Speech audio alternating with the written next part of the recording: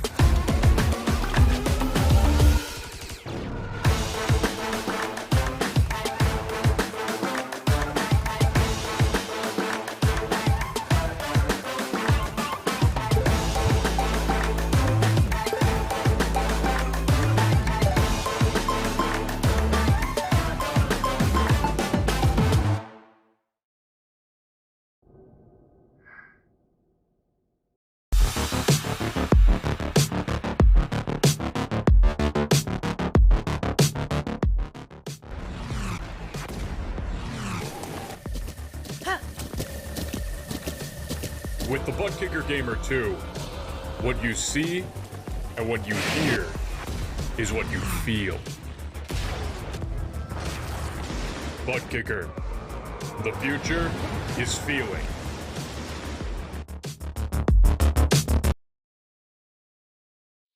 To be the best, one must beat the best. Ovals, road courses, the streets of iconic cities, race after race, the top sim racing IndyCar stars will battle it out. In sim racing, it doesn't get any better than this.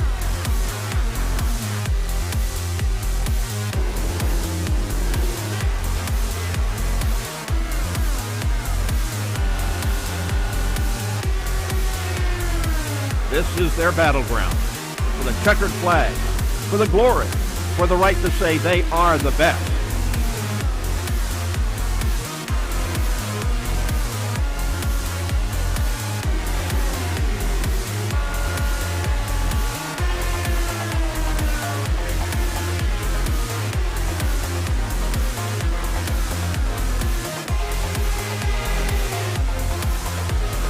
The cars and stars of the Lionheart IndyCar Series, presented by Buttkicker, are ready to race.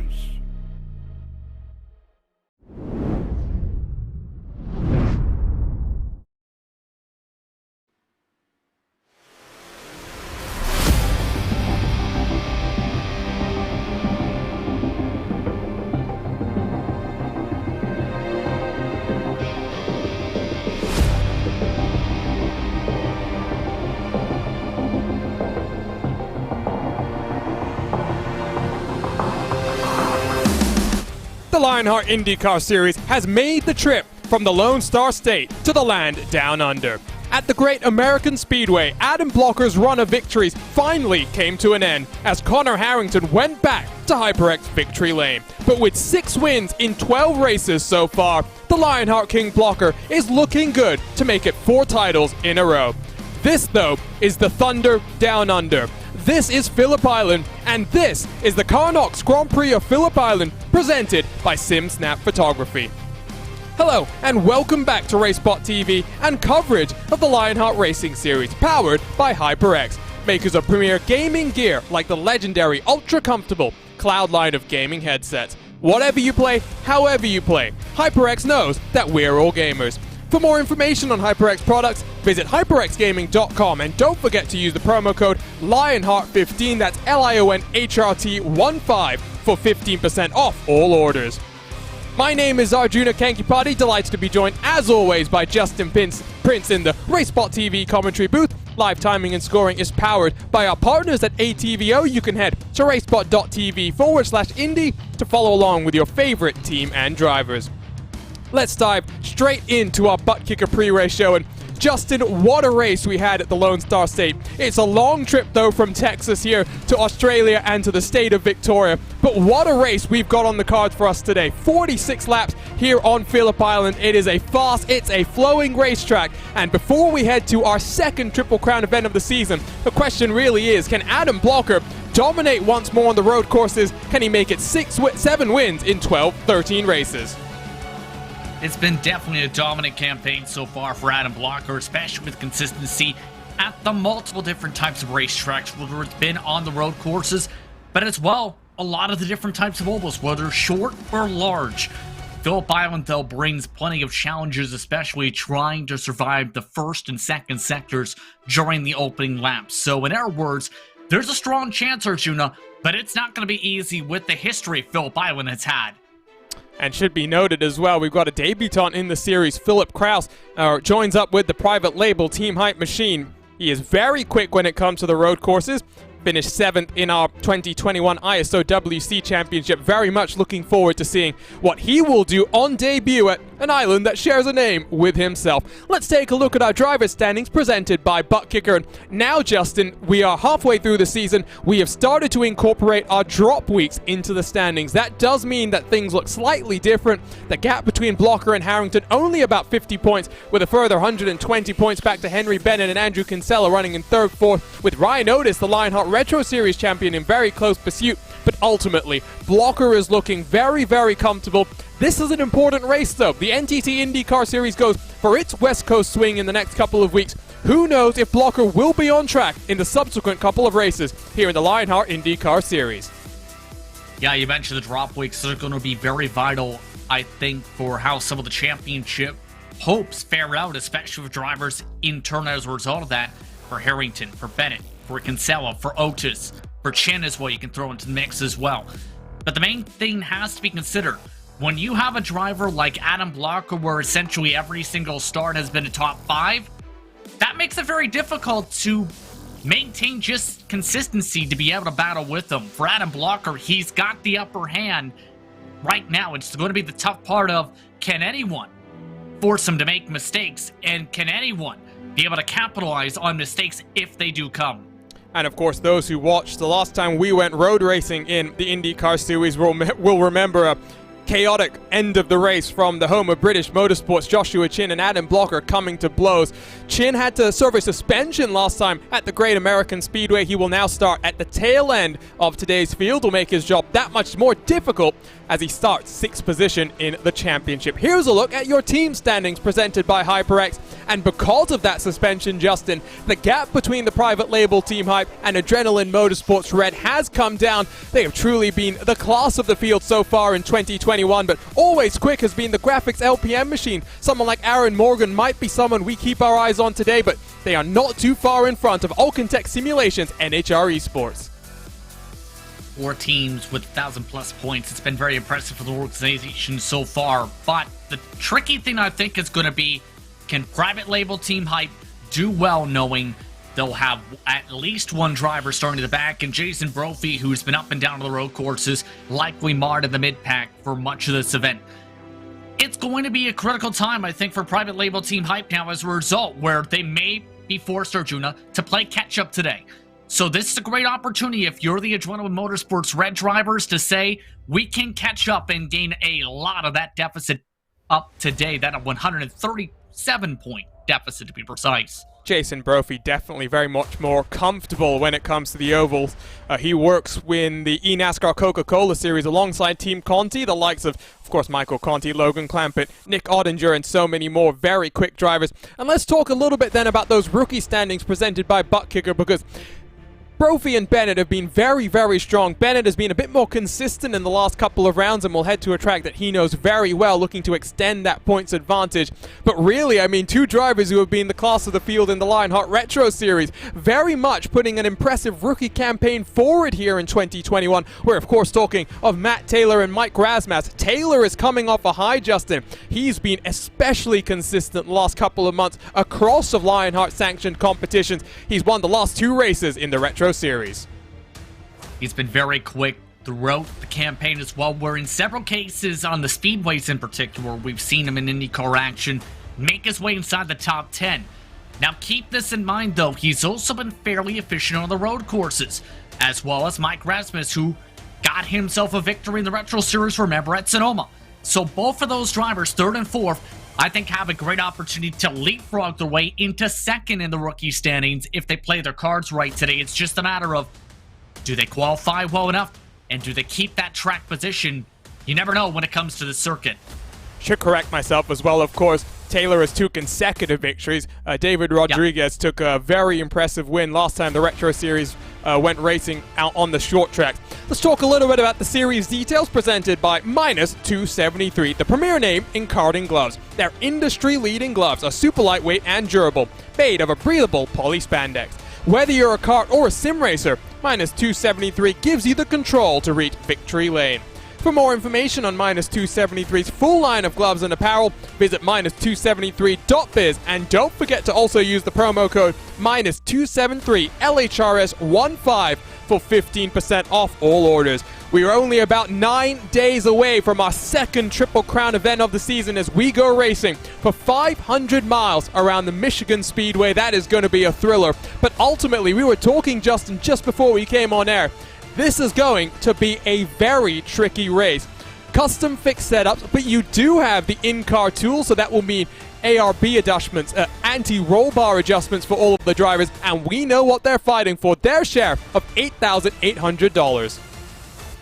And in turn, it's going to be a very tricky race with a custom fixed setup. We were discussing how today, for example, these competitors will have an event which starts off fairly cool, 8:30 in sim time for drivers, all the way to very much warmer track conditions. So those tools are going to be ever so adjusting, but also the tire strategies are also going to be in flux, as well as the ability for drivers to try and make sure they don't lock up the right front tires, which can be fairly easy to do in a couple of these sections. This is not going to be an easy race to be able to try and utilize those tools either. Absolutely. Let's talk a little bit about this event itself. Not necessarily a staple on the Lionheart IndyCar calendar by any means, but it really is a roller coaster of a track. We've gone from Texas to the land down under, and if you don't have that classic song stuck in your head, what is wrong with you? The fifth trip, though, to Phillip Island in 9 seasons of competitions, 4 previous races, 4 different winners. Only one driver has the opportunity to become the first 2-time winner of the Thunder Down Under. We'll be curious to see if Adam Blocker can take pole here, a position that has converted to victory twice in history.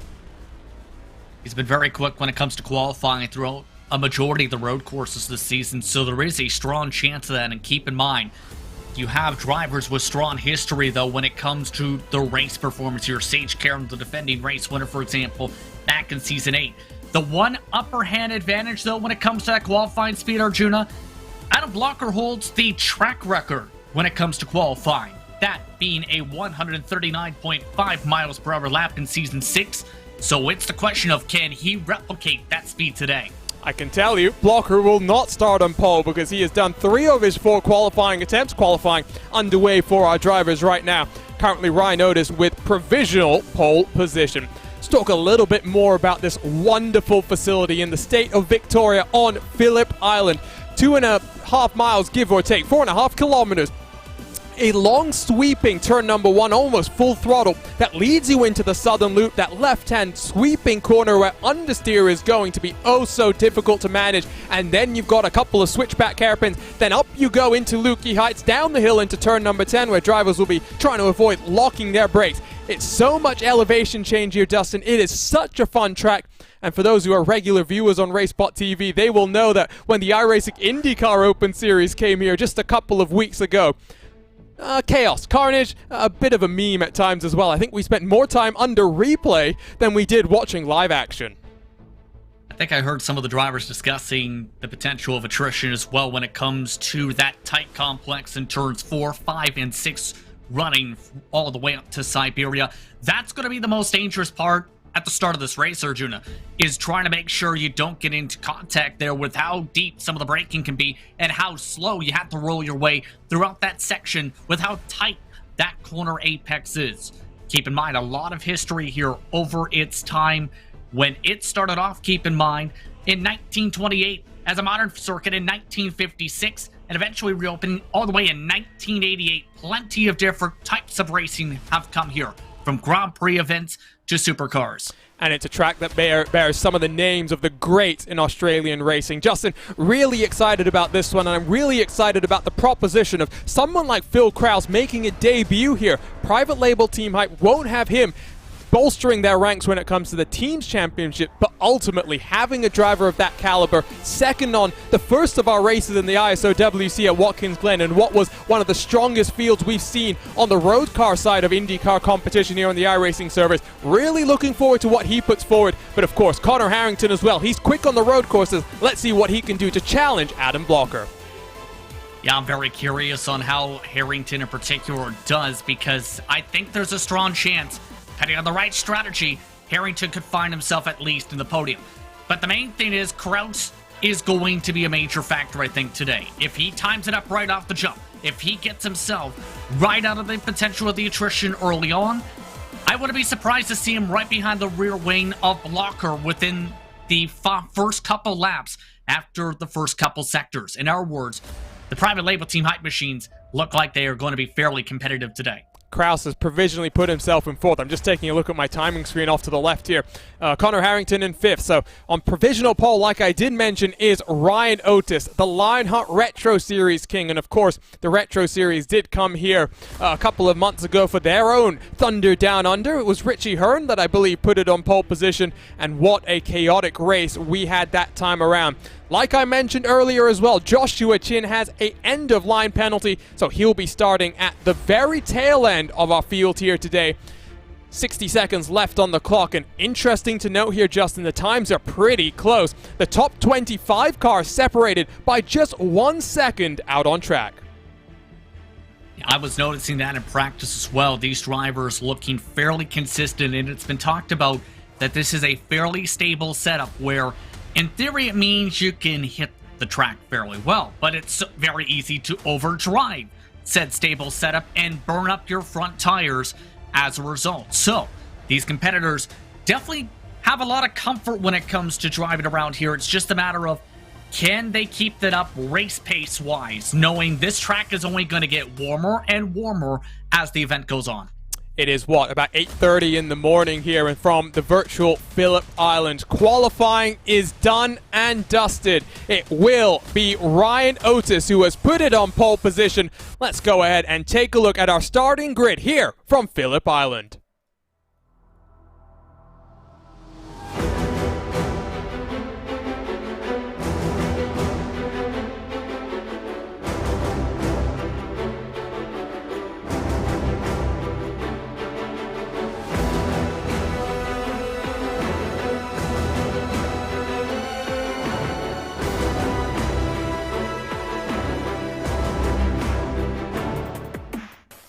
And here's a look at your butt kicker starting grid. It is the second pole position for the Lionheart Retro Series champion, Ryan Otis. He takes pole by over 1/10 of a second from your Lionheart king, Adam Blocker, looking to extend his championship advantage and take his 7th victory on the season. The ever-quick Michael O'Brien, third race for him in his IndyCar career, third on the grid, alongside the debutant Phil Krause, who will line up just in front of his private label Team Hype teammate Connor Harrington, victorious last time from Texas Speedway. Brian Beard, a very impressive qualifying performance from him as he completes row number 3 with Chris Fowler, Dustin Wardlow, 7th and 8th position. Aaron Morgan, we said watch out for him for the Graphics LPM machine, and it's an all Graphics LPM row number 5. Mike Rasmas lines up on the outside, completing the top 10. Henry Bennett will be slightly disappointed with his qualifying performance. He'll line up in 11th position, 4/10 off the pace of your pole sitter, with Stefan Larkamp alongside in 12th position. Robert Malechka, very impressive last time, pole position at Texas, 13th here today. What can he do alongside Tyler Graf, who does lots of the graphics works for Lionheart. Barrett Rolfe, second. Heartbreak, so close for him to take his first Lionheart IndyCar victory. He'll line up in 15th, ever quick, alongside Adam Fraser in the all-black machine. Matt Taylor, Lionel Kalisto, 17th and 18th positions, and it's an all-adrenaline motorsports red, row number 10. 19th goes to Kinsella, 20th to Brian Carey. Lots of work for them to do here in the Teams Championship. Jay Brandt 21st, Jason Brophy in that aforementioned team championship will look to try and do some damage to the Adrenaline Motorsports cars in front. He'll line up in 22nd with Scott Holmes, Matt Houston, row number 12. Christopher Luis Gonzalez Nunez 25th and 26th with Joe Branch, Ron Hacker and Alexis Newsom, the final cars to set a qualifying lap time. Joshua Chin will start at the tail end of the field along with, who's that in 31st position? Doesn't look like they want to show up in our graphics. Believe that may be just a bit of an issue on the iRacing side of things. Tony Shaw and Paul Jenkins, Mike Rigney complete our grid. Race controls, George Anzaldo not racing here today. Instead, he'll be sitting up there in the race control booth and making sure he's on top of all the action. But we do hope he's not going to be too needed in today's race. As always, we have a number of onboard cameras, so let's go ahead and walk us through at least the featured ones here on the pace lap. With the Carnox on board, it's Michael O'Brien. Carnox, the makers of the finest esports gaming chairs, we've got your back. Visit carnox.com. With the HyperX onboard camera, it's Jason Brophy. Whatever you play, however you play, HyperX knows we're all gamers, and a HyperX is always ready to game. Your defending champion, the one car, Adam Blocker, has your butt kicker on board. What you see and what you hear is what you feel. For more information, visit thebuttkicker.com. And one of the top rookies when it comes to road courses, Henry Bennett, has the Espo Designs onboard camera. Get yourself a racing identity. And so we're getting word that that 31st position is Ricky Harding, who has not joined the session, so apologies for the iRacing service maybe just throwing up some curveballs there, but here we go, Justin. 46 laps, 2 pit stops. Drivers have to take both compounds of tires. Basically, the entire of the top 20 is starting on the red-marked alternate tires. It's time for predictions, though, and I think both you and I were talking just before we went live. I think both of us are feeling pretty confident Adam Blocker will become the first 2-time winner here in the Thunder Down Under. Especially when it comes to his long-run pace, I wouldn't be surprised to see Blocker take home the checkered flag with how consistent he can be. But the tough part's going to be, can he get himself clean air early? Ryan Otis setting that pole time was blistering quick. This is not going to be an easy launch. Competition, commitment, excitement. This is Lionheart, and this is the Carnox Grand Prix of Phillip Island, presented by SimSnap Photography. We are racing from the land down under as Ryan Otis gets us underway. He's got a wonderful launch as Connor Harrington makes it 3 wide. Down the middle, it's Michael O'Brien trying to force Phil Krause just a little bit wide. Harrington almost contact with O'Brien as they come in through turn number 1 and through the southern loop. This is where understeer may push O'Brien into the path of the private label Team Hype machine. Harrington holds on to the outside line. That will give him the inside into Honda corner. It is a very tricky braking zone. Turn number 4, slightly off camber as you get to the apex. Harrington slings it down the inside. He should get into 3rd position as we complete turn number 4. The top 5, Otis, Blocker, Harrington, and Michael O'Brien. The only car having issues, Justin, Luis Gonzalez Nunez. Everybody else made it nice and smoothly through that section, and that was the fear for some competitors, was if there was contact, because in some of the practice starts, there were 10, 15 car pileups. This time, though, very clean making it through the section, as we see from Philip Krause just trying to wait patiently for his opportunity to try and gain some of the positions back. O'Brien already shuffled behind Harrington, who's on the move. Barrett Rolfe, a monster of a start. He's up 3 positions from where he started into 12th spot. Already, though, across the start-finish line, Ryan Otis almost a full second in front of Adam Blocker, diving their way down into turn number 1. It's side by side just behind them. That was one of the NHR esports machines. Chris Fowler having to defend from Aaron Morgan. I don't think Morgan has got the move done just yet. More side by side. That was Lionel Kalisto and Adam Fraser. Some dirt being kicked up on the outside of the track, but an exceptionally clean lap number 1. Justin, that is what we wanted to see. Dirt being kicked up by O'Brien, by the way, as Kraus was able to make the move to rip away 4th position, but exactly what these competitors wanted to see. Let the strategies play out. Let the skill come on through. These drivers expect to make 15 to 17 laps on fuel today, as one driver, just as we said that, went off the circuit.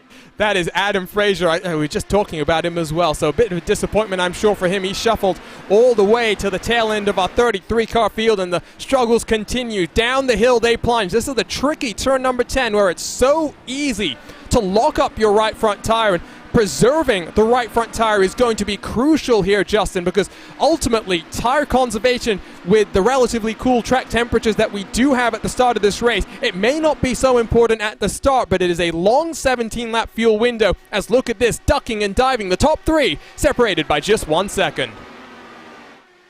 Yeah, it's going to be very critical, especially as we've seen how big the fall can be at some of these road courses. Silverstone comes to mind, for example, with the high tire degradation there.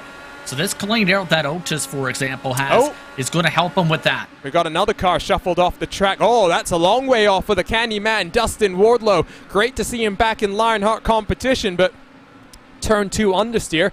Do wonder if there was potential car contact that led to him being shuffled off the track. Let's turn our attention to our racespottv replay machine, because it misses nothing. This is Luis Gonzalez Nunez. That is a bizarre way to go off the track. Maybe just not paying enough attention here, Justin, as we take a look at the onboard with the number 14 car. Yeah, just didn't turn into the corner, it almost looked like there. Just went off into the grass. Hooked him right off towards the sand trap. Good car control, though, to be able to get back on the circuit. And this is what happened to Fraser. Got hit from behind, and that, you see that bouncing right there, broke the right rear tire. And I think he realized it after a few seconds after that touch bit of contact with the left front wing of another car from behind. Believe that would have been Lionel Kalisto, as we jump on board with the Canadian Andrew Kinsella, newest member of the racespottv team. And there you can indeed see Fraser just a little bit unlucky. And I guess that's why we've seen him have to also reset his way down onto pit road. One more replay that I think we're going to take a look at. Yes, it's... Oh, this is not contact for the candy man. Or was it? Henry Bennett very close behind. Let's take a look once more here, Justin. Same exact mistake O'Brien did. The difference is this ended up weight shifting a little bit for the corner entry with a little bit of that bobble. And it's similar to what we've seen from the contact initiated from Fraser. As soon as you bobble that little bit for the corner entry, that car just completely sails away as the curves send Newsom to the grass. Turn 1 is almost flat, so I'm very interested at this. Oh yeah, on the curb, and just, I think, got the car maybe slightly bottomed out on the bottom of the track. And well, Alexis Newsom, who's not necessarily being the most comfortable at this track, I saw her being a bit slower than I think she would have liked in the practice session, finds herself now in the tail end 32nd position across the line. 4 laps already in the books. Brian Beard and Chris Fowler were having a bit of a scrap side by side just a moment ago, but these 3 cars have started just to break away very slightly as Phil Kraus is being left behind. Here comes the move from Brian Beard, getting on past O'Brien. A very impressive qualifying performance, but long run pace clearly struggling, at least at this point in time, Justin, for the 45 car. And you see the onboard right now, O'Brien just struggling to get into a solid rhythm and trying some different lines of touch fit compared to Beard in front. Just cannot get into a rhythm, it seems, now with a bit of that aero push that's starting to come in, an aero wash, rather. So it's going to be difficult, I think, for O'Brien to get this rhythm back, because he's been losing up to 3-4 tenths a lap with everyone trying to pass on by. Here's a look at your Carnox onboard as well with the 45 car. This is Lukey Heights. It's such a fun corner. It's slightly off camber as you get to the top of the hill here, but down you go into this tricky braking zone, braking just before the 50. Beard in front goes a little bit deep. You can see locking up that right front. Does it open the door? This is where that dirty air that Justin was talking about comes into play. Push to pass active for both of these drivers. Brian Beard has already burned through half of his push to passes at this point in time. As side by side, they will work themselves across the start-finish line. Beard going in and out of existence. Will he make things easy for O'Brien? I don't think he's done so. Just behind them, Barrett Rolfe can get around the outside of Mike Rasmus. Rasmus has done a good job to try and regain some positions. Barrett Rolfe gets shoved off the racetrack. He's pointing in the wrong direction. And when you say shoved off, I think that might be a bit of the proper term. Near contact between Rasmus and Rolfe. Ended up shuffling way off the circuit, and there goes all the forward progress. It's Silverstone all over again for Barrett Rolfe, as we see some more trouble as well that ended up happening for Lionel Kalisto. We mentioned a bit of the contact earlier. His car ends up looking physically fine, but the curbing, it's been snapping like snapping turtles today.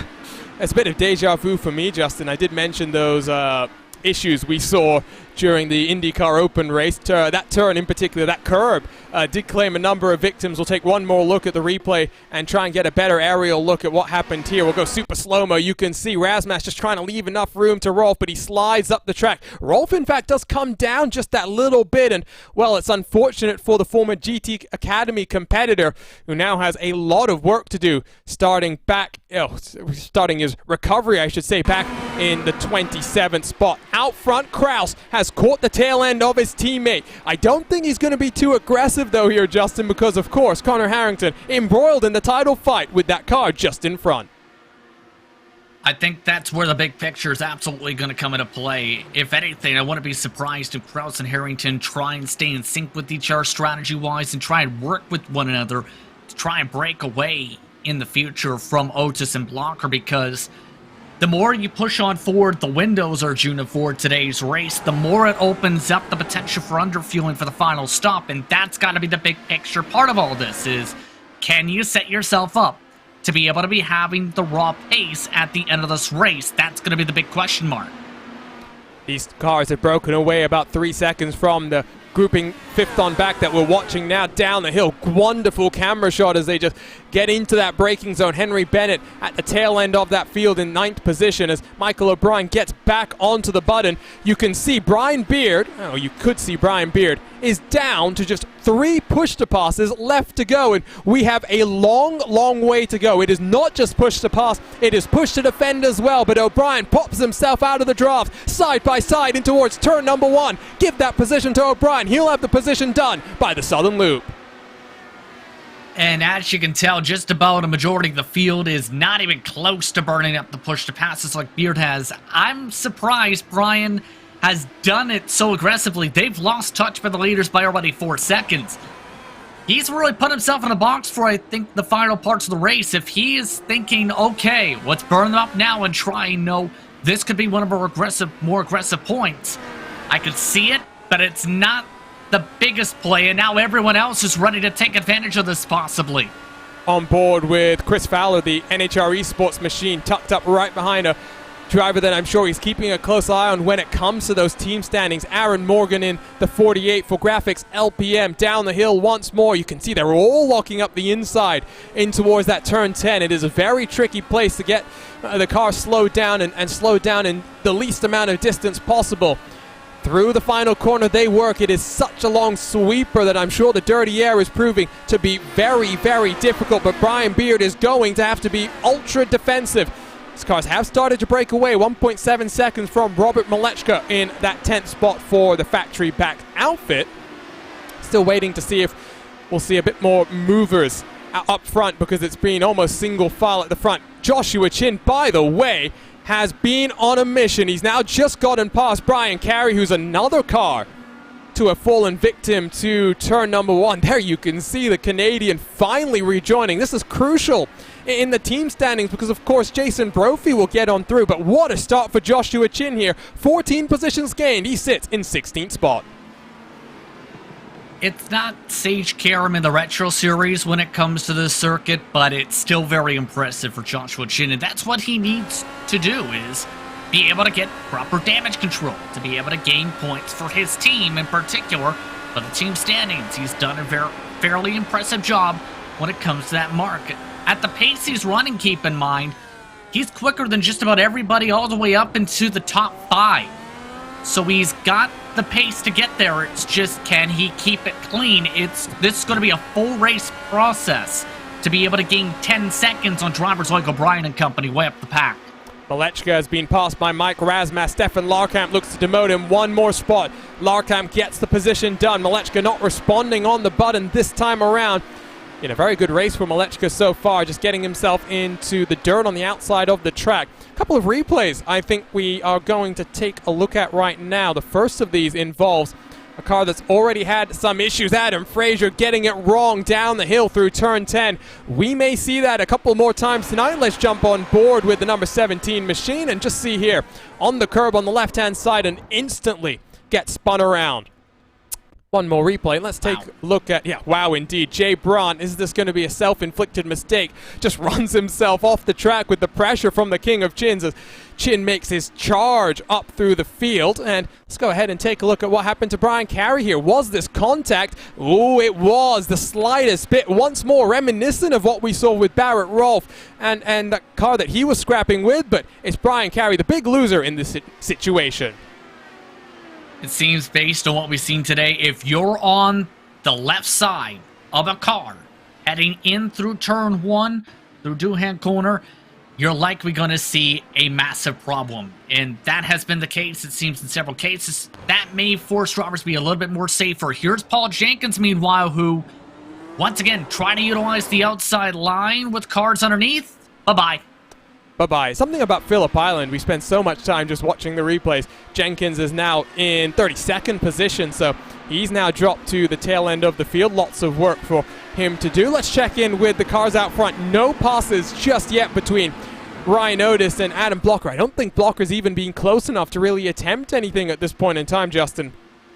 Would not be surprised, though, to think Adam Blocker, a very impressive fuel saver, is just biding his time and maybe going to make something happen in the pit stop window as his teammate for Adrenaline Motorsports is side by side with Matt Taylor as they run themselves up towards Lukey Heights. Joshua Chin, you said the popcorn seat a couple of weeks ago. I'm going to steal that. Chin has a great view of the action down the hill into turn 10. I think Kinsella just about has this one covered. Give Kinsella that 14th spot. And Chin's in a good spot to at least pounce on one of these cars down the Gardner Straight in towards turn 1. It's just how daring is he going to be? Well, he's going to be fairly daring with some good speed coming off the corner with the slipstream. Picks him off Kinsella as well. This is exactly what Chin was looking for, to be able to hop on by. Just has to be careful on the squeeze here. Oh, he does squeeze the NHR Esports car, but Taylor gives him just enough room and give Chin another position, 15 spots from where he started, being an incredible run, and would not count out a potential top 5 finish if he can continue this pace and just close on the group that is being just led by Michael O'Brien in that 5th spot. It is now, though, Chin versus Kinsella, a battle I'm very sure is going to be rather intense, but just like we were talking about with Adam Blocker, maybe Andrew Kinsella will play the long game. Kinsella, one of the newest members at racespottv. He's also the setup builder for the Lionheart Racing Series, so a very, very busy schedule for him, and of course plenty more Lionheart action to come in the second half of 2021. Lap 12 about to be done for these cars, so they are entering in towards the pit stop window, Justin. 46 laps today's race. That fuel window anywhere from 15 to 17 laps. And to loop back towards Adam Blocker as a result of that, we've seen the results at Silverstone before. Well, the fireworks show went off and then some in the final corners. That Blocker is thinking long run, so are many of these drivers, where all they want to do is make sure they can pounce with about 10 to 12 laps to go, because we were discussing before today, that's where we expect for some drivers the blacks to come into play because of the hotter track temperatures, and that pace difference could be critical. The grip levels are going to be fairly more comfortable in the blacks, so that's going to be a major talking point, especially for the second pit stop. For this first window, it's going to be the interesting marker, Juna, to see if anyone tries to do something a little bit different. Try mix things up and see if they can play things out, then maybe try the reds later on. Not sure how many we'll see try it, but it is a thought. You can come into play as we see the track conditions already 27 degrees Celsius. It has gone up Fahrenheit-wise already 3 degrees from the drop of the green flag. Also interesting is that gusts of wind, 14 kilometers an hour. That is rather strong and will blow you around the track. It very much does depend which direction it's going. Side by side, Morgan long way around as he battles Michael O'Brien for that 5th position. O'Brien just a nose in front, but Morgan will stick it down the inside around the sweeping southern loop. He will get in front of O'Brien. That's a pass made on confidence. Morgan now, let's see what he can do. 5.2 seconds behind those race leaders. And it shouldn't be surprised to see Aaron Morgan make a move like that. We were talking about his pace before. He is a fairly proficient road course racer, especially when it comes to some of the Retro Series races. He knows how to hit his marks and be able to break away from fellow competitors. And now it's the question mark of can he do that? He picked up 2/10 last time by the rest of the group. He's already picked up 5 car lengths since making the pass. He seems to be fairly quick right before this pit window. Very nice drive for him out of a Siberia corner, and that's really allowed him to stretch his legs, but I don't know if he's really going to be allowed to get away that easily, because here's that run, that draft all the way out of turn 11 through the flat-out turn 12, and then across the start-finish line and diving your way into turn number 1. Out front, it is becoming very, very interesting as Henry Bennett elects to pit very early on. The undercut may be what he's thinking about, but we'll have to wait and see exactly where the 07 machine comes out in terms of lap traffic. You can see the 14 car is about to come through onto pit road, just about, coming through, I should say, through that pit exit as Barrett Rolfe also elects to come down. Bennett might just get himself some clean air here, Justin. Yeah, he's coming out, in fact, not even close to anybody on track, as drivers were told they had to take this second pit access road. Sorry, that is another Adrenaline Motorsports driver having some issues, this time through the southern loop. Sorry to cut you off, Justin, but we'll go ahead and take a look at what happens here. Runs himself very deep onto the corner. He's, of course, on the black mark tires, gets into the grass, and some good car control there to hold on to it. The Indiana native stays on track. Now, lost a bit of time as a result. One of the only a few who did indeed remember started on the blacks. Just about everybody had ran on the reds, as we talked about inside the top 20, but Ryan Otis, with that little bit extra fuel burned up front, has to come on in a lap before or so Blocker, Harrington, and Kraus. Must be noted as well, it's a full pace lap here at Phillip Island, so if you're not careful, you very much can burn a little bit more fuel, and doesn't necessarily mean too much. It does mean, though, that, like we said, you'll come in that little bit early. Pit road, a very busy place. What's happened, though, to Barrett Rolfe? A second trip through the gravel, and this time it's a dangling rear wing as well. I suspect this is coming out of turn 6 at Siberia, or is this out of turn 2? No, it's turn 6 at Siberia. Let's go and take a look at what happened to the Ascari Autosport driver, if we can. And keep in mind, we were talking about the potential mixing up strategy. Just went on the blacks, ended up just sliding off the racetrack, going through the braking zone, and now his race is not going great. If anything, Rolfe may be close to having to pull off here with that significant damage. He's just trying to do what he can to at least stay out of trouble, as here comes the new race leader onto pit road. Adam Blocker to the private label Team Hype Cars. Follow him down. Yes, they do. Connor Harrington right behind with Phil Kraus in close pursuit. Oh, Chris Fowler! Chris Fowler has made a mistake onto pit entry. It is so easy to do. He has got tire damage, nose damage I should say, and almost runs into the path of Barrett Rolfe. And he just about saw it off the right front tire too, trying to come back onto the racetrack. My goodness, that is not what you want to see when you're coming to the pit lane, and that held up a few drivers coming down the access road. But Ryan Otis may get himself a decent spot here, still coming off this pit exit. In fact, how about near side by side? Almost contact. I think something's happened to the King of Chins. All sorts of chaos in this first pit stop window. It stays the status quo out front. Andrew Kinsella extends the stint one more lap, but Otis, Blocker, Harrington, and Kraus, the 4-car breakaway, they still run as they are. Mike Rigney, now the latest victim of some sort of shenanigans in the 00. This is out of turn 2, another car that is yet to come down onto pit road. Brace yourself, Justin. I think we've got a number of replays to go and take a look at right now. And I tell you what, as I work my way through all sorts of shenanigans that is happening on my timing screen, let's start with what happened to Chris Fowler here. Down the road into pit lane, you can see he locks up and then straight lines it straight into the wall. And he's definitely trying to gain a little bit of extra ground right here before the commitment cone. 4-tire lockup, in fact, and I don't think he realized for a second, oh, hey, this is not just a guardrail here, that's an actual podium set up, an elevation change that he drove into. And just when he got going, you may have noticed, he nearly knocked the right front tire off, not just once, but twice. Very, very lucky. Let's check out what happens to the King of Chins running in a train. Oh, he just lights up the rear tires. I think there's something subsequent that happens, though, as he gets back onto the track. Yeah, he doesn't get it saved fully and loses a whole heap of time at this point in time. Robert Malechka at the same time has a almost sympathy issue here. Let's take a look at what happens to him. Just runs himself a little bit wide. Not necessarily what you want to do, and then spins through that final quarter. Phillip Island, what is it that happens in the water here that really just sends things for a twist? Malechka very slow in recovering. Let's go ahead and take a look at what happens to Mike Rigney. Henry Bennett right behind. No contact there. Rigney just runs himself wide and into the gravel trap. Just had pressure from behind, seen the car, just ended up just driving that touch bit off his line and just overcooked it indeed. But it seems like with this too, just about a majority of these incidents now are drivers who just got out on the blacks on cold tires, and it seems like all of them are just struggling on the different compounded tires compared to the reds that a majority of the front runners elected to stay on. Good call, Justin. Let's pull up your tire compounds left-hand side of the screen. You can see Connor Harrington, Phil Kraus.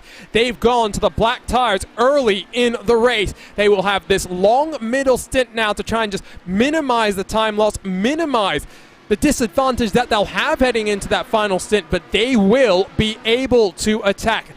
Towers lit up like a Christmas tree, which we always like to see at racespottv, as Tyler Graf gets on past Stefan Larkamp with that additional 60-70 horsepower that pushes you down the straight. It also does burn a little bit more fuel, so you do need sometimes just be a little bit mindful when you're also doing some fuel saving. But you can see in the top 16, only 3 drivers have gone to the black. There are a couple more drivers, like you mentioned, Justin, that have gone to that primary tire. It's a little bit harder. It will wear that little bit less, but it will also give you just a little bit less grip.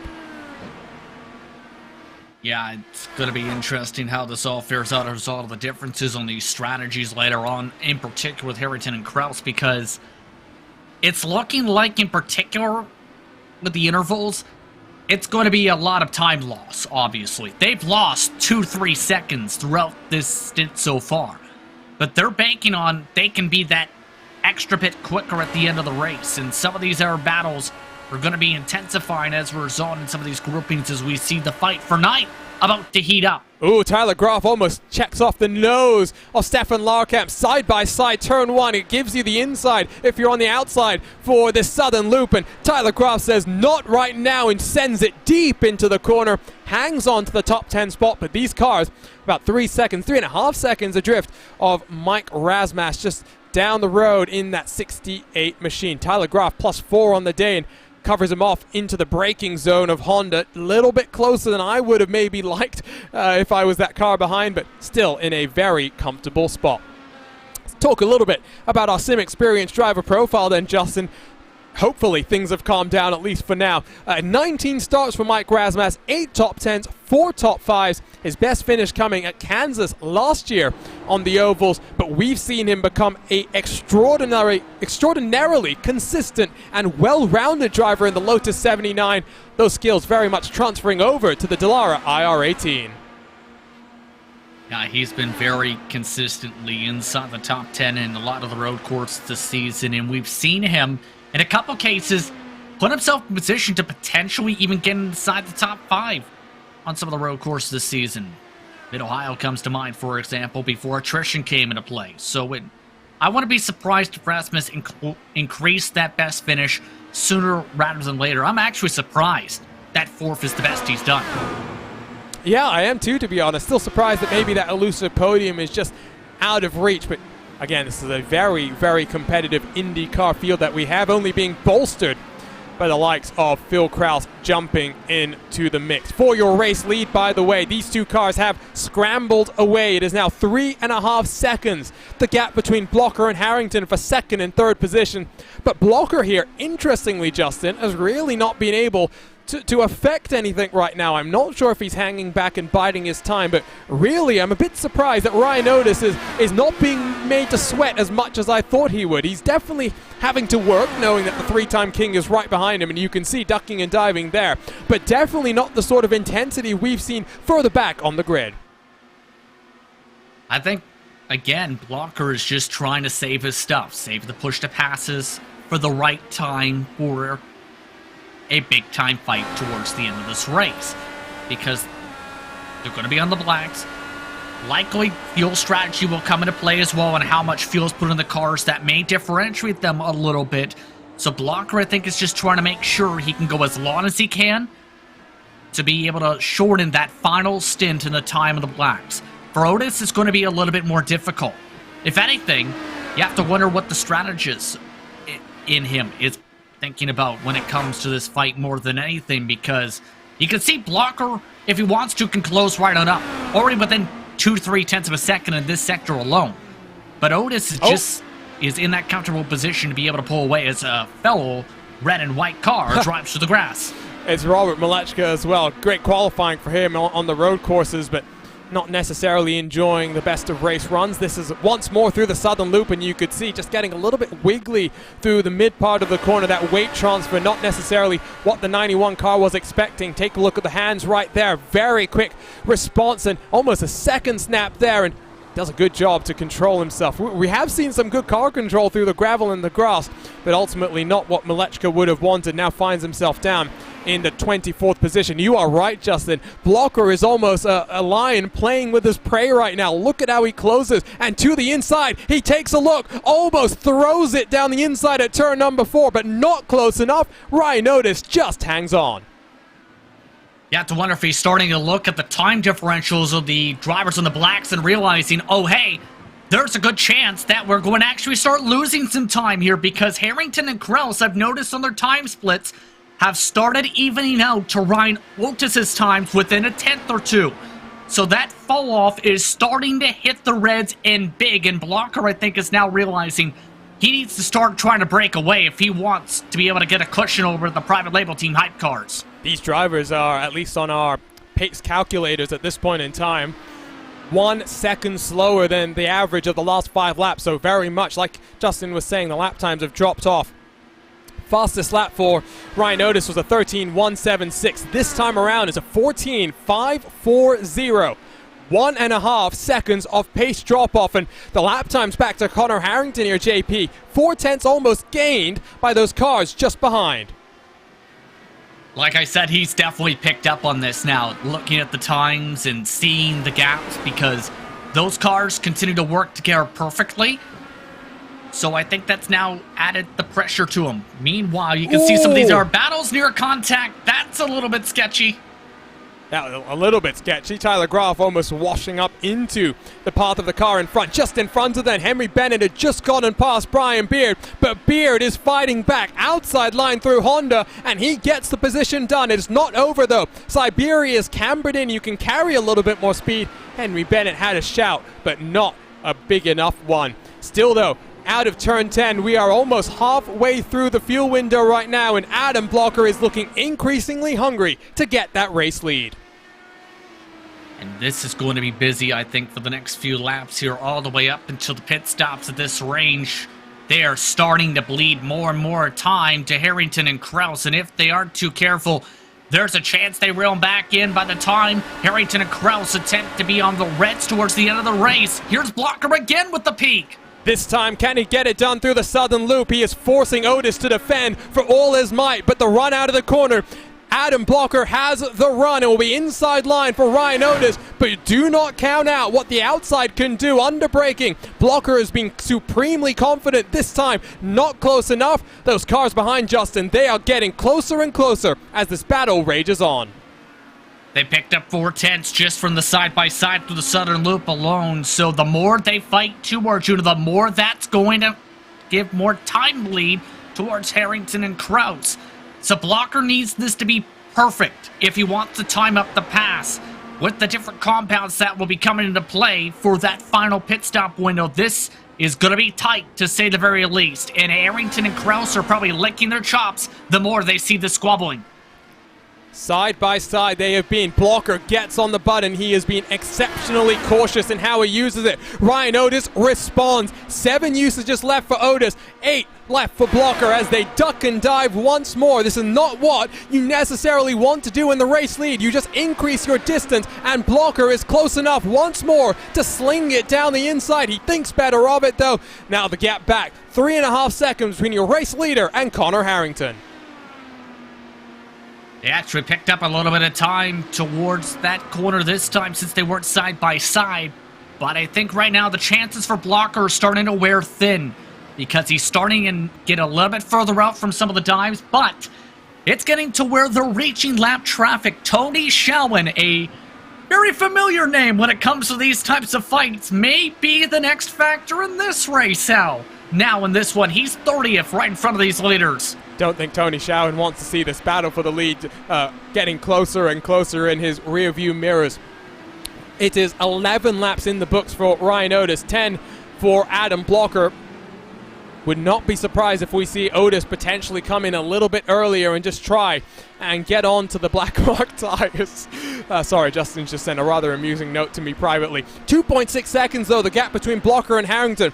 The black mark strategy might have worked a treat for Harrington as he looks to enter HyperX victory lane for the 3rd time this season. 2nd consecutive race for him. As Tyler Graf, what's happened to the 26 car? Oh, once more it's turn 11 that has caught another victim napping. Let's go ahead and take a look at what happened to him. All by himself, and loses it before he even gets to the curb on the inside. And once again, a car on the red mark tire, I think potentially coming to the end of the tire life. Watch this, Justin, and watch the hands as well. Tries to do what he can, but a bit too far gone. Good reaction time, though, as he tried to roll through that section and noticed they're in first gear. Hence why how quickly it revved on up there on him as he tried to go through the corner, and how much that lit up the back tires. So you definitely need to be careful that point during the section as some more fighting happens a little bit up the road from our leaders. Henry Bennett side by side with Rasmussen. This time Bennett holds on. Joshua Chin has gone and passed Tyler Graf. 16 positions gained on the day for the driver who had an end-of-line penalty. Top 5 may be out of the question, but still a potential top 10 as well. Guess what happened to the potential lap traffic that was Tony Showen? Well, he's unfortunately run off the road and is not going to be a factor when it comes to your race leaders. It's only a couple of laps away though from seeing those cars at the front making pit stops, and Phil Kraus has had enough. Phil Kraus takes 3rd position away from Connor Harrington. You almost have to wonder if Kraus and Harrington might have thought, okay, Kraus is a little bit quicker. I feel like I might be holding up. Let's use Kraus to pull me forward since Philip Kraus has been able to save. They've actually picked up time since then as, meanwhile, Luis Gonzalez-Nunez, in what has been a nightmarish Lionheart campaign, another bit of heartbreak. Bizarre as well. We saw him not necessarily getting the line right on lap number 1. This time just on the curb on the inside. That spits him into the outside wall. Significant damage to his Dallara IR18. Looks like we have our 4th retirement on the day. It's the 14 car of Luis Gonzalez-Nunez. The other retirements so far, Barrett Rolfe, Ron Hacker, and Adam Fraser. Phillip Island, by no means an easy track to try and work himself around us. I think you're right here, Justin. Phil Kraus has been released to try and close the gap to the cars out front. He is a very, very impressive tire saver, I should say. The Appleton, Wisconsin native now on the push to pass, trying to close that gap. 2.7 seconds to Blocker in front. I know many of the drivers at Lionheart respect him. There was a conversation a little while back in the Lionheart Discord where reaction was, okay, who's Phil? Because it was one of the earlier times with the series, and basically everybody latched on saying, Phil is Phil. Long story short, everybody loves Phil. in Lionheart competition, what I'm trying to say personality-wise, a very unique personality in the garage, and he's doing a great job of closing this gap. He's closed it up 3/10 this lap. And getting quicker and quicker, if anything, at this point in the run. Those black mark tires really do hold the life very, very impressively. Oh, love that shot down the hill. Once more we get it. You can see on the left-hand side, the only three cars, I should say, in the top 16 on that black mark alternate tires are the private label Team Hype machines. They clearly had a plan in mind coming into this race. I do wonder how it's going to work out for them, though, Justin, because now they'll head into the final stint of the race, needing to get back probably onto the red mark tires. It is slowly getting warmer and warmer. You can see track temperature now up to 29 degrees. You know what I'm thinking again is their play is they hope to be able to push their way to Otis and Blocker, close up that deficit they had at the start of the run, get in front, and then play defense the rest of the way. Because if they can do that, there's a good shot that they can do so fairly competitively. The tough part's going to be Otis and Blocker are not going to easily give that to them. So, in our words, for Kraus and Harrington to execute this, they need to be near picture perfect on timing up the passes with one another. And if they're side by side for too long, they might burn up their tires to the point where the strategy goes awash. And again, the delta, that's the word I was thinking of. The delta in terms of lap times, almost 1.5 seconds between new red primary tires, or alternate tires, as here goes Otis. Blocker knows this is when he must respond. He gets onto the push to pass, and now, a couple of laps, he will try the overcut. Can Ryan Otis nail this pit stop entry? And this is my concern. If you're Otis, he's going to have a fairly heavy car, and if anything, based on the numbers he's hit today, Arjuna, he might have to save a touch bit to make sure he makes it to 15 laps on this stint yet again. So now it gets very intriguing. Absolutely. Blocker, I think, will try and go as long as he can a little bit here with how much he's been able to save in the tire tracks. Where does Otis come out? Does he feed into lap traffic? That would be terrible. He's going to come out side by side with Jason Brophy. That is not what I think your race leader would have wanted. What's happened to Michael O'Brien, by the way? Stationary, 20 seconds and counting. Don't tell me, Justin, it's a speeding penalty for the driver that started up in third position. Sounds like the engine is off, and at the commitment cones, he was at 62 miles per hour in a 45 zone. So, very strong chance that the answer is yes for O'Brien. If your Blocker, do not come down as Kraus continues to close the gap. It is 1.6 between Blocker and Kraus. Oh, the Appleton, Wisconsin native is feeling the race right now at his very own island, tentatively known as Gill Island. That's more lap traffic coming out just in front of Adam Blocker. Not necessarily what he would have wanted to see, because now we'll just have a little bit of issues to deal with down out of the southern loop in towards the turn 4 at Honda. That's Alexis Newsom just in front of him. Newsom should stay out of the way. Is she going to make it easy? No, she does not make it easy. Almost locks up into the path of your defending series champion. The gap out front, now less than 1 full second. Worst possible place to reach the traffic. Kraus timed it up near perfectly as a result of that checkup. And now he's within drafting distance. Exactly what Kraus and Harrington both needed for their pit window in the next couple laps. Ryan Otis has gotten past Jason Brophy, now has a little bit of clean air, but we will wait and see. Does Blocker come in this time around? He's 16 laps into his run. Phil Kraus right behind, putting the pressure on. Blocker blinks, Kraus follows him in. Harrington elects, I think, to stay out there. He does indeed, or no, he is not. He has been caught behind Alexis Newsom. That is very frustrating for the private label Team Hype driver. Newsom took it very conservatively on the access road too, so that checked up Harrington a touch bit, it looked like there, but now it gets intriguing with the different tire compounds. It looks like everyone nice and smooth into the boxes. Off the jacks, Firestone rubber replaced. It is the black primaries for Adam Blocker. It is the red alternate for Phil Krause, for Connor Harrington. Here comes your former race leader. Where does Ryan Otis end himself? He is going to be behind, at the very least, Adam Blocker. Will he get in front of Connor Harrington? Yes, he will. Ryan Otis is still in a podium position, but he is behind Blocker. He is behind Krause. On debut, Philip Krause with an amazing opportunity to take victory here from the land down under. And now this is where the strategy cards definitely come to play. Reds versus blacks. Krause needs to make this pass within the next 3 to 5 laps for the strategy to work. Then get into full defense mode for Harrington. Just that little bit of lost time, I think, may be taking him out of the factor to be able to push on the Reds. But you never know. This is going to be very busy, I think, coming up here with Blocker not going to make things easy. Blocker has 7 push to passes left, or in this case it will be ultimate push to defend. Phil Krause with 4 usages of the button left to go in this race. For Blocker, it is going to be crucial to ration out his usages and to ensure in the closing stages he has something to play for. Blocker on the button. He is feeling the pressure. Andrew Kinsella has extended this stint once more out front. He is in the race lead, but 2.6 seconds behind is his teammate Blocker, with Krause Otis in close pursuit. As a result of Newson diving down onto pit road at the same time as the trio of the leading cars, Justin, Connor Harrington almost 2 seconds behind Ryan Otis in that battle for net third.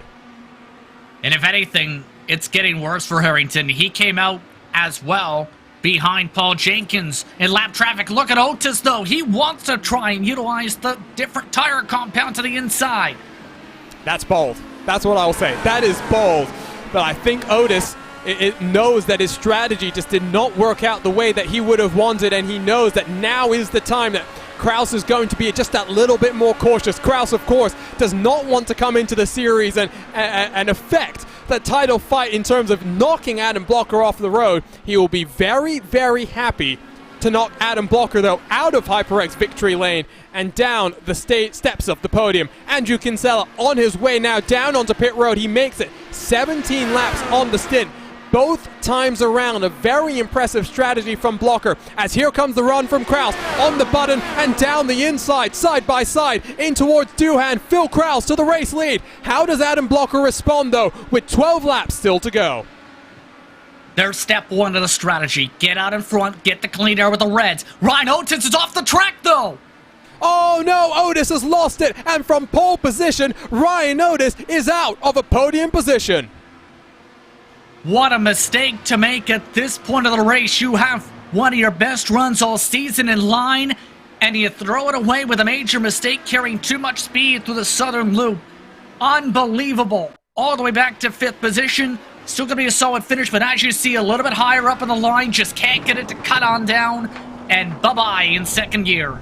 And Aaron Morgan has gotten past for 4th as well. My suspicion would have to be dirty air. For the first time, Otis has really had to deal with it, and that's what's indeed, yeah, you can see on entry, just runs a little bit deep and then trying to get the car turned in. It snaps on him, and Otis does a good job to avoid getting spat into the tire barriers, but at the end of the day, that is not what he would have wanted to see. Andrew Kinsella, by the way, has rolled himself, I should say, out of pit road and is fighting with Matt Taylor. This is just outside of the top 10. Long way around for Kinsella, but what a move to hold that position as here comes the fastest laps from Phil Krause. This is when he needs to set the afterburners to full maximum attack. It's a 1:12.926, the only driver breaking below the 1:13s. And he needs to get this buffer as quick as possible, because it's going to be where I think he is going to have to force Blocker to use a couple push to passes for things to even out his direction. And this could be one of the most intriguing fights all season to see how this plays out, because for Krause, it's going to be very, very defense heavy, where we might see some very bold blocks down the front straightaway in particular. He needs to drive like that, as this gets interesting coming at 10 to go. We've been waiting to step aside here on racespottv, but do not go anywhere. This race is not done. 10 laps still to go in the Carnox Grand Prix of Phillip Island, presented by SimSnap Photography. Phil Krause leads here from the land down under.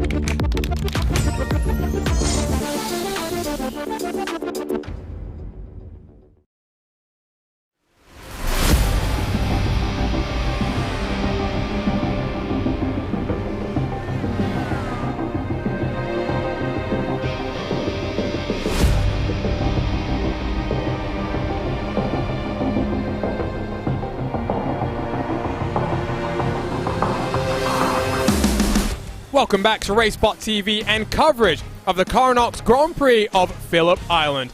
It has been an intense race, to say the very least. We are into the closing stages, and on his debut, Phil Kraus has made his way up the field to lead here from the land down under. My name is Arjuna Kankipati, delighted to be joined, as always, in the RaceSpot TV commentary booth by the wonderful Justin Prince. You can follow along with live timing and scoring powered by our partners at ATVO by heading to racespot.tv/Indy. Justin, it's been a race where many a driver has been caught out by the tricky nature of this roller coaster. So many ups and downs, such a tricky track for the Indy cars to head around, but Phil Kraus has mastered the track. He has mastered the tire strategy as well. He's almost 2 seconds clear of the three-time champ. It's played out near perfectly for this strategy call. It's a gamble that we talked about could be a possibility, and it's now come to fruition. The main thing is, though, can Kraus hold on when these tires start to fall off in the back end of this run, and can Blocker be able to get close enough to be able to make a move? Those two things are so very much critical for these final 7 laps if Kraus wants to take the checkered flag. At this point, he's kind of checked out. Out of draft range is Adam Blocker. Blocker does have a couple more push-to-passes left to use, but in what is a shortened final fuel stint, you would have to think that Kraus's tires will just hang on just enough as he makes his way onto the red mark alternate tires. Adam Blocker running around with your butt kicker on board and the black mark primary tires.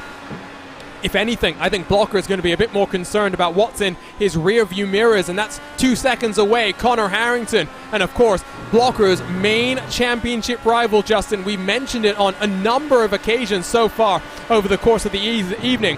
Blocker, with his real-world responsibilities as a trackside engineer with the NTT IndyCar Series, will be missing a number of races as those guys in the real world make their West Coast swing. For Blocker, good points on the board here, continuing a top 5 run that is extended to September of 2020 is crucial in putting one hand on the 4th consecutive championship.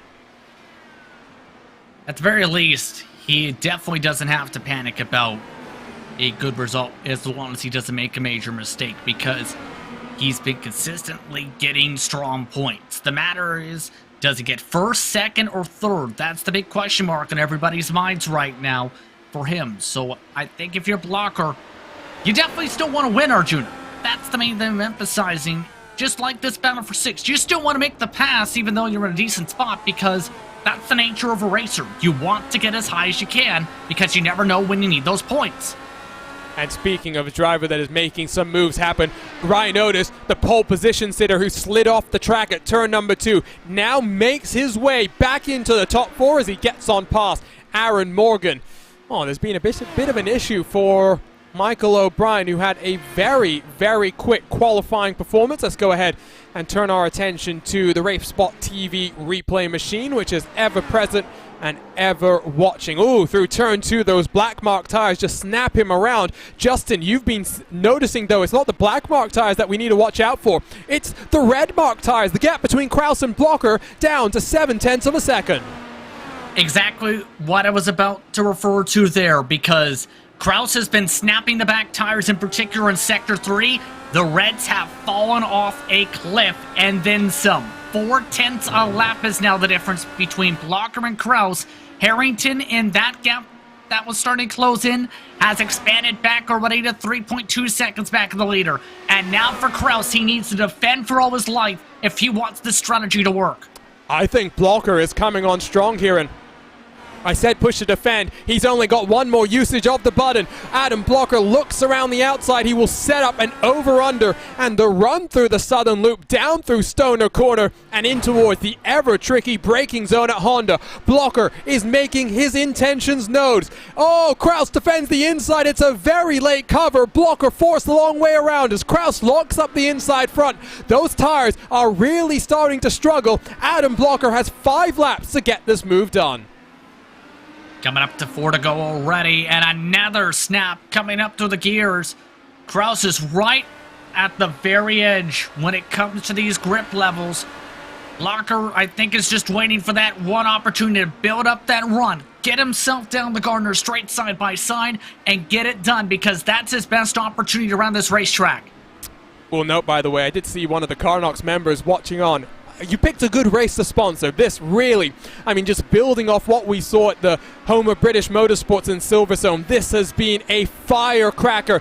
Ducking and diving, Phil Krause uses his final push to pass of the race. He will have 4 laps to defend from Adam Blocker, who looks to the inside, side by side through turn number 1. Blocker forced to go the long way around. Krause covers him off, but the move is surely inevitable here from Phillip Island. Krause not making it easy, though. Blocker with a perfect run off the corner, though, to take the high line. Side by side, they work into Honda. Blocker has been confident under the brakes, but almost runs himself into the grass. Krause holds on, and interestingly, the gap to Connor Harrington is coming down bit by bit. Blocker has the bit between his teeth. It's almost 12 kilometers to go here from the land down under. Starting to see flashbacks to Silverstone with the aggressiveness now coming into play. Only the different compounds are now really coming into that strategy element. This could get very intriguing once they go off towards turn 1 this lap, because now with no push to passes left for Krause, he's going to need to rely on driver skill if he wants a shot here. Blocker on the button. Can he get it done this time around? If he gets the move done, he will surely be able to break away and pull free. He is side by side at the stripe and in towards turn 1. Adam Blocker back to the lead of the race. Krause has to concede, but with 3 laps to go, is it over yet? Krause is not giving it up easily, though, trying to go for the switchback. Just doesn't have the grip, though, as he needs on corner exit. There's that arrow wash.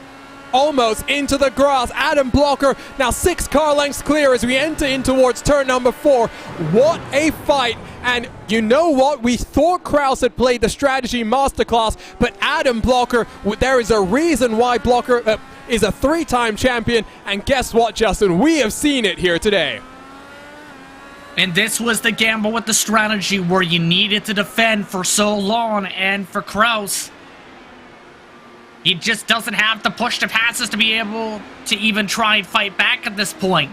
If he had a couple more, Arjuna, I think it's more realistic, because you can defend like that for maybe 4 or 5 laps.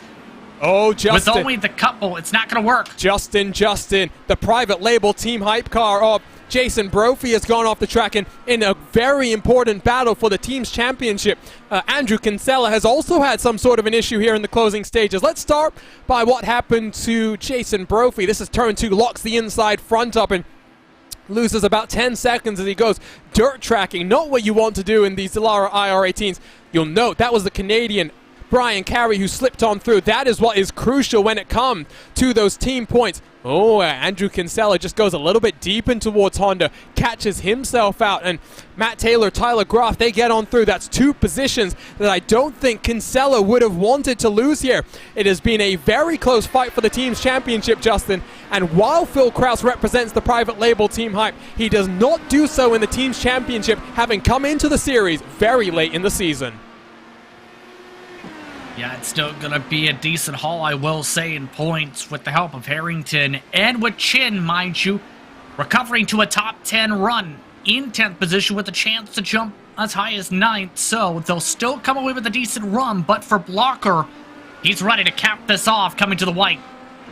1 lap to go. It is 4.5 kilometers left from Adam Blocker, who gets on the push to pass and extends his lead to 1.4 seconds. White flag in the air from Phillip Island. It's Blocker from Krause, from Harrington, your top 3, with Ryan Otis having recovered on past Aaron Morgan. Once more, our tower gets lit up like a Christmas tree. What can you say about Phillip Island, Justin? Every time we seem to come here, it puts on an absolute wonderful show. I'll tell you what, I hope that George Anzaldo, who's watching on, has a reason to make this a permanent fixture in the Lionheart IndyCar schedule.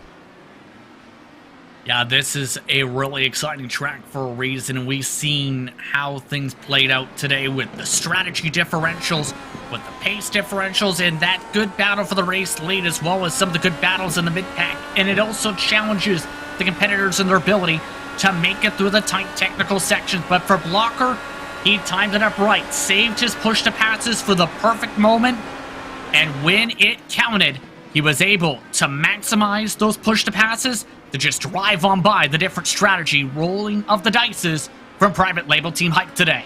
It has been an extraordinary run for Blocker. Top 5 dating back to September of 2020. He won at Silverstone, but it was controversial. There's no controversy here. Blocker takes the checkered flag. He wins the Carnox Grand Prix of Phillip Island, presented by SimSnap Photography. On debut, it's a wonderful performance from Philip Kraus to come across the line in second, but we know Kraus, we know he'll be thinking, what could he have done differently to try and make something happen?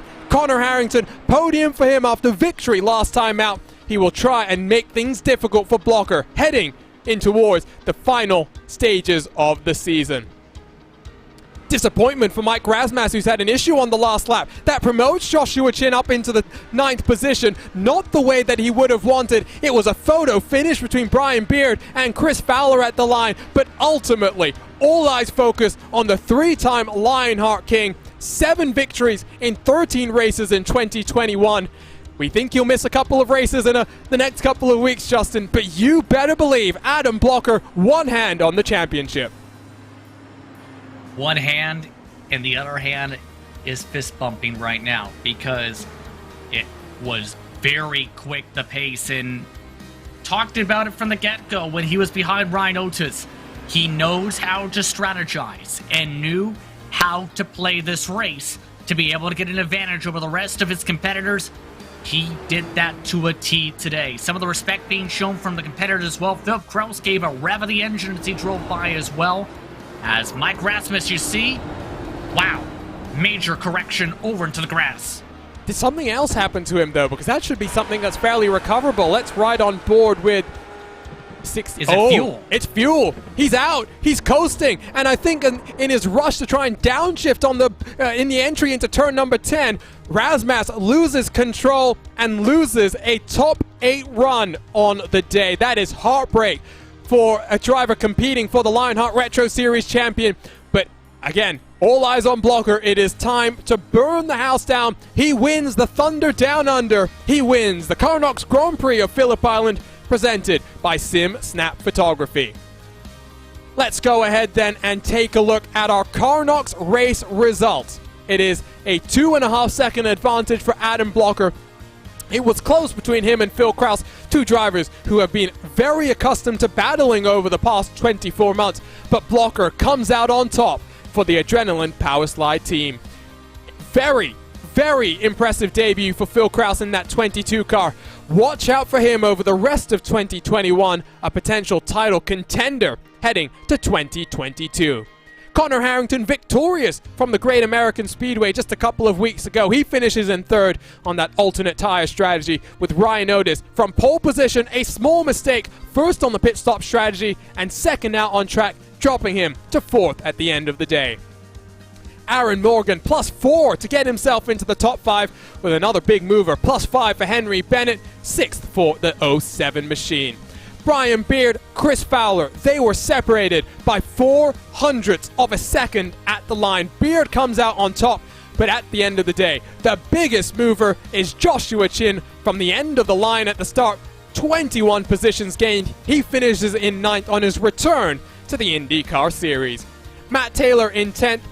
Completes our top 10 positions with Tyler Groff, 11th spot, just 1 second behind. Andrew Kinsella, a late race spin, cost him a top 10 finish. He finishes down in 12th with his Powerslide Motorsports teammate and Adrenaline Motorsports teammate right behind him in that very important run for the team's championship. Christopher makes it a trio of Adrenaline cars in 14th, with Jason Brophy rounding out our top 15. I think Brophy will be pretty happy about that. Not necessarily the biggest fan of road course racing, +7 from where he qualified. Robert Malechka was quick in qualifying, several mistakes out on track. He finishes in 16th, with Lionel Callisto 17th, Jay Brandt 18th, Scott Holmes and Joe Branch complete the top 20. Matt Houston, Mike Rigney, the final cars on the lead lap here from Phillip Island, with Mike Rasmussen out of fuel in 23rd spot. Michael O'Brien qualified in 3rd, but didn't feel as comfortable on the race setup. He finishes down in 24th with Paul Jenkins, who I think got in a little bit of trouble when he was lap traffic by, I believe, Connor Harrington, completing our top 25. Then we get to our retirees in today's race. Technical issues for Stefan Larkamp drop him out. 8 laps to go. It's 26 for him. Alexis Newsom very much struggling in terms of car balance. She finishes 27th. Dustin Wardlow, Tony Showen, Luis Gonzalez Nunez through 30th. Ron Hacker, Barrett Rolfe, and Adam Frazier, the final non-classifiers in today's race. Race controls, George Anzaldo joined as a driver. Did not mean to do so. He did not even take to the start. And fastest lap, it does go to Phil Kraus. A 1:12.926 set on lap number 35 with those fresh red Mark tires. Let's make our way into the HyperX post-race show and down to HyperX victory lane because the Lionheart Racing Series is powered by HyperX, makers of premier gaming gear like the legendary ultra-comfortable Cloud line of gaming headsets.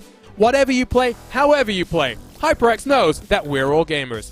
For more information on HyperX products, visit hyperxgaming.com and don't forget to use the promo code Lionheart15, that's LIONHRT15, for 15% off all orders. And in HyperX victory lane for the 7th time in 13 races in 2021, we find the 3-time Lionheart King. Adam, that was a very fun fight with the debutant Phil Kraus. Talk to us about that battle at the end and the strategy call to run the blacks in the middle stint of the race. I ran the blacks in the last stint. Oops, sorry. Yeah. No, you got me wrong. I meant the Kraus and Harrington running the black stints and the black tires in the middle stint. Sorry. Honestly, I was always planning to do red, black just because the track was hotter at the end and I didn't want to give up track position in the middle. I think Phil and Connor kind of had they had to do that where they were at the back of our train, so they could afford to run the blacks in the middle and lose time and then gain it back. And yeah, at first I was really concerned that I didn't realize that they were on blacks, so Phil caught me a lot at the end of that stint, and I was like, am I doing something wrong? Like, am I managing my tires wrong? But then I realized, oh, okay, he was on blacks and he's putting on reds, and yeah, I don't know. For that whole time, I was trying to get past Ryan because I felt like I was a little bit faster, but I wasn't fast enough to actually pass him. And I felt like if I had passed him, I could have just went away with the lead. But yeah, in the end, I had just waited to the pit cycle to overcut him, and then yeah, I mean, I knew Phil would be faster at the beginning of the stunt, and so I kind of just let him by, and then I just had to hope that his tires fell off, and I was able to get him back.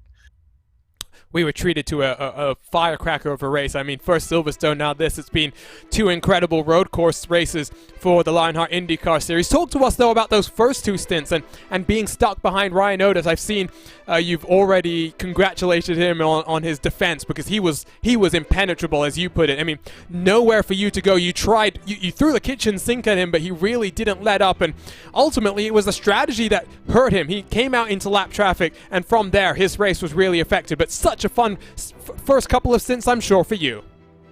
Yeah, it was a lot of fun. I think there was a couple times where I really could have had him if I was a little bit more aggressive, like maybe into 2 if I would have drove it in deeper, but it would have been a risk because I'd had to clear him, and I felt like I was better braking into Honda. So if there was one time where I just had surprised him and got the dive bomb on him, I think I could have made it work, but I think I showed my hand a little bit too early with that, just trying to pressure him into a mistake. But yeah, he did a great job, and he really probably deserved a little bit better finish. But yeah, him and Phil put, it was a great race between us and a lot of clean racing. So I really enjoyed it. Now, it's been 7 victories this season. We'll see you, of course, I think, in action for the Michigan 500-mile race in just about 9 days' time. But we mentioned your West Coast swing and your trackside duties with the NTT IndyCar Series. Do you know which races you're going to be missing, of course, and how do you think that's going to affect the title fight with Connor Harrington, who's been exceptionally consistent, just not as consistent as you? Yeah, I think I'll have to miss a couple races, but I'm definitely going to make Michigan, and I think I'm not even doing the math on points until we get through Michigan because it's a double points race at a big oval, so anything can happen. So it's not even worth doing any calculations. So I think after Michigan, I'll kind of look at it and put together, what I think I need to do for the end of the season. But yeah, I just want to thank you guys for calling the race and all the guys on Adrenaline for the hard work on the setup. Or it wasn't a setup, but all the work on the strategy and everything. So yeah, see you guys at Michigan. I think you can still thank your teammates in Adrenaline, of course. Andrew Kinsella building that setup. Congratulations once more, victorious Adam. We'll see you in a couple of weeks' time for that Michigan double points race. Yep, see ya.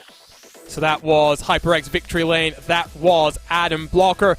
Let's make our way now down to our debutant, and I'm sure a very disappointed debutant in some regards, because Phil, at times it looked like you had that race in control. Slightly different strategy to the Lionheart King just in front of you, but ultimately it was side by side with 4 laps to go and just a little bit short from taking the victory here. Oh yeah, it's a little bit frustrating. I was looking forward to winning my island. Definitely had a good shot there, but I used a bit too many buttons in the middle stint there, trying to pull Connor along to catch back up to those top 2 on the reds. Talk to us about joining the series now and midway through the season, Phil, because of course I know it's probably tough for you mentally knowing that you don't necessarily want to get involved with the title race by making any contact. And I was a bit surprised, to be completely honest, that you got on past Connor in that middle stint on the blacks, and potentially it looked like just you had a bit more pace and you were trying to drag Connor up to that battle for the race lead there. Yeah, as I said, middle stint I was trying, since I don't have anything to race for, I was gonna pass Connor, use some buttons, and try to catch up, but he got messed up by a bit of lap traffic on the pit-in lap, so that didn't work out too well because he ended up about 3 seconds back or so. But you know, it happens. It's racing. Talk to us now about the rest of the season, Phil. Of course, we've got the double points race coming up from Michigan. That's going to be surely pretty important for you because there is still definitely a decent finish in 2021 on the cards if you can accumulate the points at the rate that we've seen. We know you're strong in this IR18. We saw it in that ISOWC season. I'm sure you're looking forward to competing in these 10 rounds that you'll be around for. Yeah, I'm really looking forward to it. Obviously, I'm honored to be able to join Lionheart, and big shout out to private label team Hype, Ethica, and all them for giving me this opportunity to, you know, wheel it with these boys. Congratulations, Phil. Debut went pretty well for you, and high hopes and high expectations, I'm sure, heading to Michigan in 9 days' time. Yep, 10-4. Thank you. So that was the private label team Hype driver of Phil Krause. One more private label team Hype driver to talk to, and it is Connor Harrington, victorious last time from the Great American Speedway, third here today. And Connor, I mean, it was a conservative opening stint, I think, for you, just trying to run around and potentially save some fuel behind Ryan Otis and Adam Blocker. Ultimately, though, you got caught out with some lap traffic on the entry into pit road the final time around. That dropped you just that little bit too far behind to challenge for the race lead.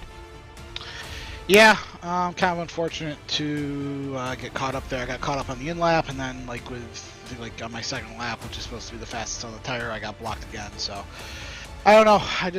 I can't catch a break with the lap traffic in this series. It seems like, but we'll take a third place.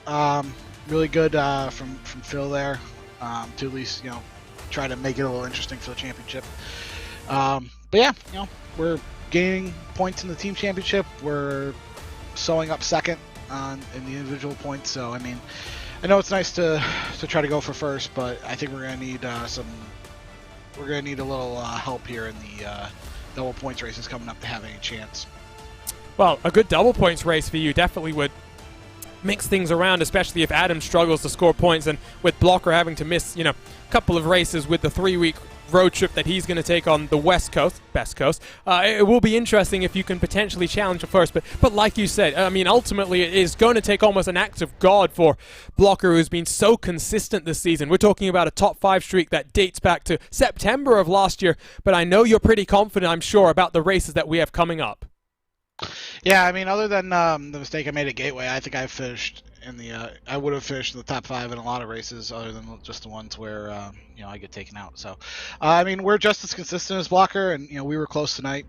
So I'm not too worried about that. And the oval races are a little bit of a lottery, and we've shown that we can win those races. We've won 2 of them this year, so and we've hung around in almost all of them, other than Gateway. So we're looking to be strong, but we're just going to need a little bit of help. That's all. And in terms now of having someone like Phil Krause on your team, of course, teammates at Team Talent on the open setups competition side of things, how useful is that in terms of bouncing ideas off when you're building strategies, learning and getting accustomed to tracks and setups? How useful is it going to be to have a 4th member of your team heading into the last 9 races of the season? Oh yeah, it's always good. I mean, Phil is a fantastic addition to private label team Hype. he's obviously shown in in ISOWC that he's definitely a force to be reckoned with. So it's been really great to have Phil with us this year to just help learn the setups and figure out the fastest way to get around the track. So we're really hopeful that having the fourth car will be a little bit of an advantage for us, maybe in the team championship. Not in terms of points, but just another car out there that will work with us, since I know probably everybody is gunning for us since we are the top dogs. So nobody's going to cut us any breaks. So it's nice to have somebody out there that's working with us. Congratulations on third then, and we'll see you in 9 days' time for the double points race at Michigan. Yep, cheers guys, thanks. So that was our final podium interview, the private label team hype driver of Connor Harrington. And Justin, I mean, these road courses have been absolutely enthralling. Silverstone, if you ask me, one of the best races we've seen in Lionheart history. Phillip Island, very, very close up there. But now we head to a oval swing. First, like I said, on the weekend in 9 days' time, Michigan, a double points race. That's going to be crucial. Motegi and Iowa before we return to the road courses at the Canadian Tire Motorsports Park. I can't wait to see how things fare out at Michigan first things first, because that race is such a difficult one to win because of not just the distance, Arjuna, but because as well how it is in terms of managing the tires. But this is going to be a very critical time if you're an oval driver, who primarily in particular, Arjuna. This is the time you need to score points. You make any mistakes here, it can very much cost you any shot at a decent spot on the championship. In our words, this could be one of the most pivotal strings of races this campaign, including Michigan. Oh, absolutely. I think Michigan being double points and the next double points race after that being our finale from Fontana just increases the stakes when we head for 500 miles at Michigan. But really, really cannot wait till we go road course racing again, because such a strong field. I think the strongest we've seen on the road course side of things across 9 seasons of Lionheart competition. So should be something to behold, and really going to be an exciting stretch till December, and we'll round off our championship here once more in California. Before we say goodbye, though, we would like to thank the various partners that make all of this possible. For sim racers, the Buttkicker Gamer 2 or Simulation Kit as the missing driver-to-car connection, bringing more realism to your sessions. By accurately responding to in-game audio, you can feel the track like never before, providing increased vehicle handling and faster lap times. Are you ready for the most immersive experience in sim racing? Well, for more information, visit thebuttkicker.com, and don't forget to use the promo code LION2021 for 20% off all orders. The Lionheart Racing Series is powered by HyperX, makers of premier gaming gear like the legendary ultra-comfortable Cloud line of gaming headsets. Whatever you play, however you play, HyperX knows that we're all gamers. For more information on HyperX products, visit hyperxgaming.com, and don't forget to use the promo code LionHRT15 for 15% off all orders. The SimExperience AccuForce Pro V2 is the premier professional simulation racing steering system. The key to its incredible realism is the groundbreaking direct drive motor control system, providing a driving experience that's second only to the real thing. For more information on the entire SimExperience ecosystem, visit simexperience.com. Minus 273 is the premier name in karting gloves. Their industry-leading gloves are super lightweight and durable, made of a breathable poly spandex. Whether you're a kart or a sim racer, Minus 273 gives you the control to reach victory lane. For more information on Minus 273's full line of gloves and apparel, visit minus273.biz, and don't forget to use the promo code Minus273LHRS15 for 15% off all orders. Looking for entertaining sim racing content? Look no further than the DMLC Racing channel. Follow former Lionheart Retro Series Driver of the Year Mark Cohn's racing escapades as he battles for wins and avoids wrecks with cat-like reflexes, all while providing commentary sure to make you laugh, cry, or both. Follow along by subscribing to the DMLC Racing channel on YouTube, and like his Facebook page at the DMLC Racing channel. And it's not just them, but so many other names and faces that make this possible. To learn more about the sponsors and partners of the Lionheart IndyCar Series, visit lionheartracingseries.com, where you can learn more about all 3 series the Lionheart sanctioning body puts on. You can also stay involved with the virtual paddock by joining the Lionheart Discord. More information available on the Lionheart Racing Series website.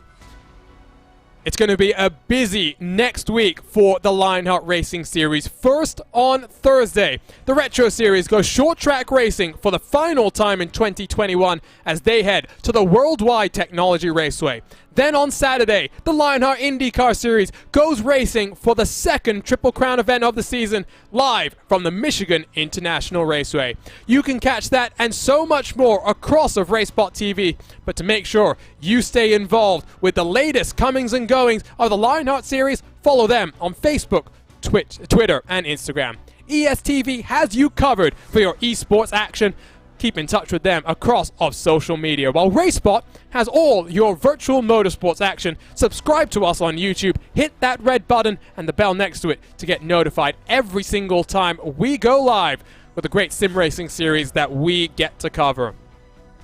We'll be back stateside then next week for plenty more Lionheart competition, but here from Phillip Island, it's Adam Blocker once more in Victory Lane. For the entire team at racespottv, on behalf of my co-commentator Justin Prince, my name is Arjuna Kankipati. What a race we had in the Thunder Down Under. We will see you in 7 days' time for more Lionheart action, but for now, so long and goodbye.